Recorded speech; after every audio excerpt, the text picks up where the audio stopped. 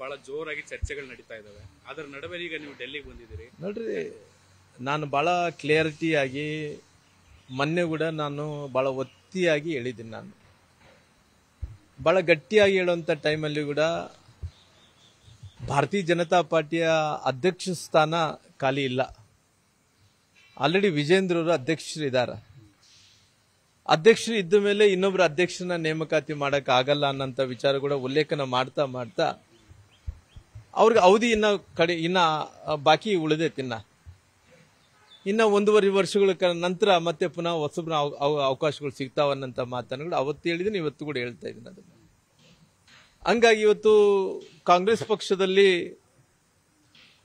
ಉಪಮುಖ್ಯಮಂತ್ರಿಗಳಂತ ಸನ್ಮಾನ್ಯ D K Shivakumar ಅವರು ಚಾಮುಂಡೇಶ್ವರಿಯ ತಾಯಿಯವ್ರ ದರ್ಶನಕ್ಕೆ ಹೋಗಿ ಅವರು ಒಂದು ಮಾತನ್ನು ಸಂಕಲ್ಪವನ್ನು ಮಾಡಿದರು. ಏನು ಸಂಕಲ್ಪ? ನನ್ನ ಪ್ರಯತ್ನ ವಿಫಲವಾದರೂ ಕೂಡ ನನ್ನ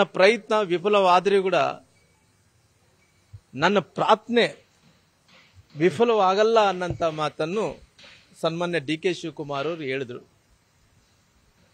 ಬಹುಶಃ ಇನ್ನು 3 ವರ್ಷಗಳ ಕಾಲ ಏನು ನನಗೆ ಅವಧಿ ಉಳಿದಿದೆನೋ, ಇವತ್ತಾಗಲಿದ್ರು ಕೂಡ ನಾಳೆ ನಾನು ಮುಖ್ಯಮಂತ್ರಿ ಆಗ್ತೀನಿ ಅನ್ನಂತ ವಿಚಾರವನ್ನು ಬಹುಶಃ ಚಾಮುಂಡೇಶ್ವರಿ ಕ್ಷೇತ್ರದಲ್ಲಿ ಅವರು ಅದನ್ನ ದೇವರ ಮೂಲಕ ಜನರಿಗೆ ಒಂದು ಸಂದೇಶವನ್ನು ಕೊಡುವಂತ ಕೆಲಸ ಕೂಡ ಮಾಡಿದಾರ.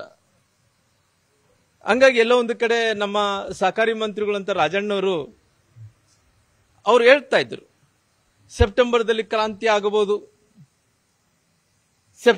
ಕ್ರಾಂತಿ ಆಗಬಹುದು ಅನ್ನಂತ ವಿಚಾರವನ್ನು ಅವರು ಉಲ್ಲೇಖನೆ ಮಾಡಿದ ನಂತರ ಕೋಇನ್ಸಿಡೆಂಟ್ ಆಗಿ ಕೋಇನ್ಸಿಡೆಂಟು ಬಹುಶಃ ಈ ರಾಜ್ಯದ ಹಿಂದುಳಿದಂತ ವರ್ಗದ ನಾಯಕರಾದಂತ ಸನ್ಮಾನ್ಯ ಸಿದ್ದರಾಮಯ್ಯರನ್ನ ಅವನ ರಾಷ್ಟ್ರೀಯ ಒಬಿಸಿ ಚೇರ್ಮನ್ ಆಗಿ ಮಾಡಿದ್ದಾರೆ.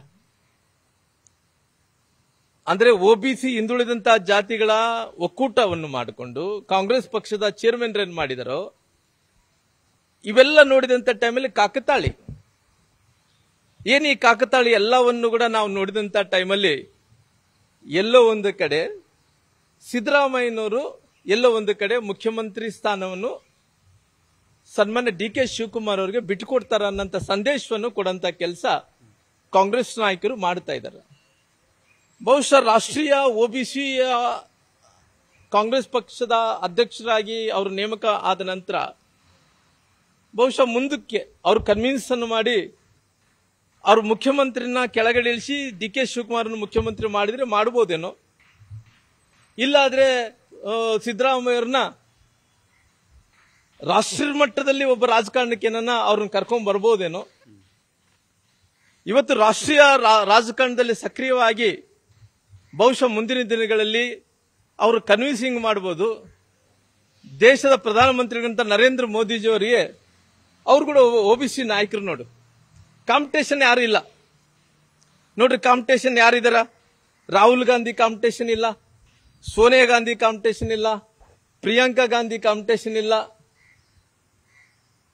ಮತ್ತೆ ಯಾರು ಅವ್ರ ಕಾಂಪಿಟೇಷನ್ ಅಂದ್ರೆ ಬಹುಶಃ ಮುಂದಿನ ದಿನಗಳಲ್ಲಿ ನರೇಂದ್ರ ಮೋದಿಜಿಯವರಿಗೆ ಕಾಂಪಿಟೇಷನ್ ಸಿದ್ದರಾಮಯ್ಯವ್ರನ್ನ ಮಾಡಬಹುದು ಅನ್ನಂತ ಕಾರಣದಿಂದ ಅವ್ರದ್ದು ರಾಷ್ಟ್ರ ಮಟ್ಟದಲ್ಲಿ ರಾಜಕಾರಣಕ್ಕೆ ಕರ್ಕೊಂಡ್ ಬರ್ತಾ ಇದ್ದಾರೆ. ಅಂದ್ರೆ ಸರ್, ಈಗ ನರೇಂದ್ರ ಮೋದಿ ಹಂಗಾಗಿ ಅವ್ರನ್ನ ಮುಂದಿನ ದಿನಗಳಲ್ಲಿ ನರೇಂದ್ರ ಮೋದಿಜಿಯವ್ರನ್ನ ಕಾಂಪಿಟೇಟರ್ನಾಗಿ ರಾಷ್ಟ್ರ ಮಟ್ಟದಲ್ಲಿ ಬೆಳೆಸಂತ ಕೆಲಸ ಇವತ್ತು ಕಾಂಗ್ರೆಸ್ ಪಕ್ಷ ಮಾಡುತ್ತೈತೆ.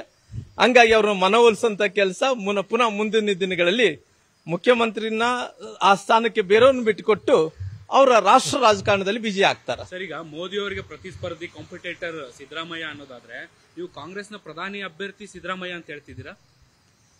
ಬಹುಶಃ ಮುಂದಿನ ದಿನಗಳಲ್ಲಿ ನಾನು ಪ್ರಧಾನಿ ಅನ್ನಕ್ಕ ಆಗಲ್ಲ.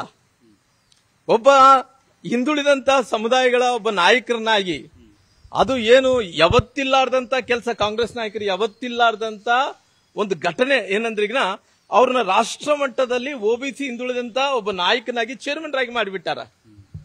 ಬಹುಶಃ ಚೇರ್ಮನ್ ಆಗಿ ಅವ್ರ ನೇತೃತ್ವದಲ್ಲಿ ಎಲ್ಲಿ ಬೆಂಗಳೂರಲ್ಲಿ ಅವ್ರ ನೇತೃತ್ವದಲ್ಲಿ ಬಹುಶಃ ಇದೇ ತಿಂಗಳು 20ನೇ ತಾರೀಕು 21ನೇ ತಾರೀಕು ನನ್ಗೆ ಕರೆಕ್ಟ್ ಆಗಿ ಗೊತ್ತಿಲ್ಲ, 15ನೇ ತಾರೀಕಿಗೆ ಎಲ್ಲ ಹಿಂದುಳಿದಂತ ಜಾತಿಗಳ ಒಕ್ಕೂಟ 21-23 ಮಂದಿನ ಕರೆದು ಅದು ಸಿದ್ದರಾಮಯ್ಯರ ನೇತೃತ್ವದಲ್ಲಿ ಮೀಟಿಂಗ್. ನೋಡ್ರಿ ಎಷ್ಟು ದೊಡ್ಡ ಹುದ್ದೆ ಸಿದ್ದರಾಮಯ್ಯರು ಕೊಟ್ಟಾರ ಅವರು.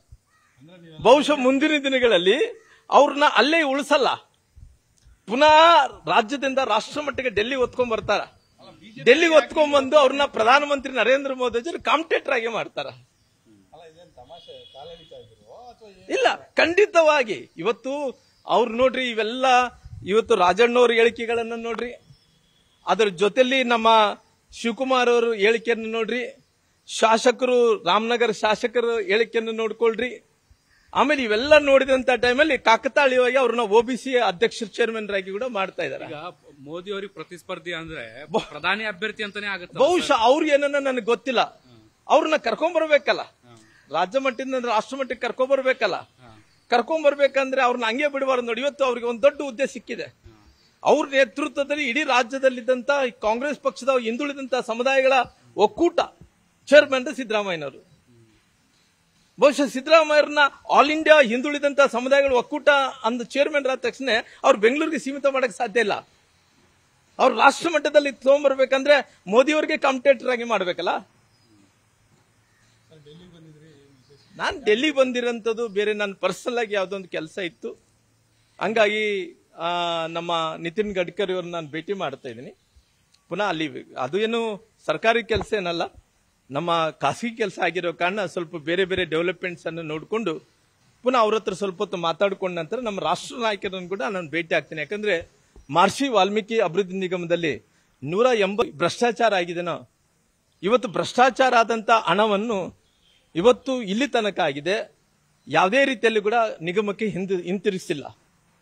ಅವ್ರು ಯಾರೊಬ್ರು ಮಂತ್ರಿಗಳು ಹೇಳ್ತಾ ಇದ್ರಂತೆ, ಏನಂತ ಹೇಳ್ತಾ ಇದ್ರಂತೆ, ಇಲ್ರಿ ಅವರು ಸಂಬಂಧಪಟ್ಟಿದಂತ ಮಂತ್ರಿಗಳು ಅಲ್ಲಿ 187 ಕೋಟಿ ರೂಪಾಯಿ ಲೋಕಸಭಾ ಚುನಾವಣೆಗಳು ಬಳಕೆ ಮಾಡ್ಕೊಂಡಿದಾರ.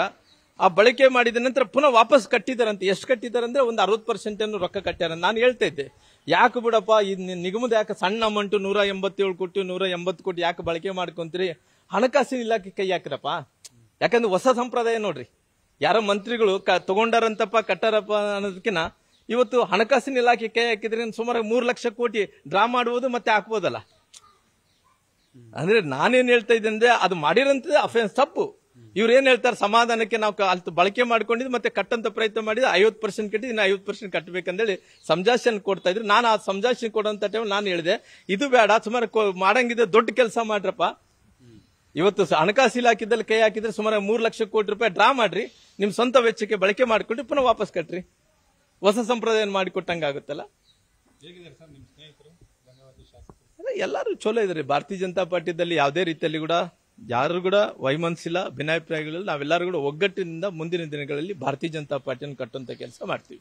ಸರ್, ನಡ್ಡಾ ಮತ್ತೆ ಅಮಿತ್ ಶಾ ಅವ್ರನ್ನ ಭೇಟಿಗೆ ಏನಾದ್ರು ಪ್ರಯತ್ನ ಮಾಡ್ತೀರಾ? ಟೈಮ್ ಕೇಳಿದ್ರೆ ನಾನು ಕೇಳ್ತಾ ಇದ್ದೀನಿ. ಯಾಕಂದ್ರೆ ಇದೇ ವಿಚಾರದಲ್ಲಿ ಮಹರ್ಷಿ ವಾಲ್ಮೀಕಿ ಅಭಿವೃದ್ಧಿ ನಿಗಮದಲ್ಲಿ ಭ್ರಷ್ಟಾಚಾರ ಏನಾಗಿದೆನೋ ಇದ್ರ ಬಗ್ಗೆನೇ ಏನು CBI ಕೊಟ್ಟಿದೆ, ಇದ್ರ ಬಗ್ಗೆನೇ ನಾನು ಚರ್ಚೆ ಮಾಡೋ ಸಲ ಅವ್ರಿಗೂ ಕೂಡ ಅಪಾಯಿಂಟ್ಮೆಂಟ್ ಕೇಳ್ತಿದ್ದೀನಿ. ಅಪಾಯಿಂಟ್ಮೆಂಟ್ ಕೊಟ್ಟರೆ ನಾನು ಮಾತಾಡ್ತೀನಿ. Thank you. ನ್ಯೂಸ್ ಫಸ್ಟ್, ನಿರ್ಭೀತಿಯಿಂದ ನಿಮ್ಮ ಪರವಾಗಿ.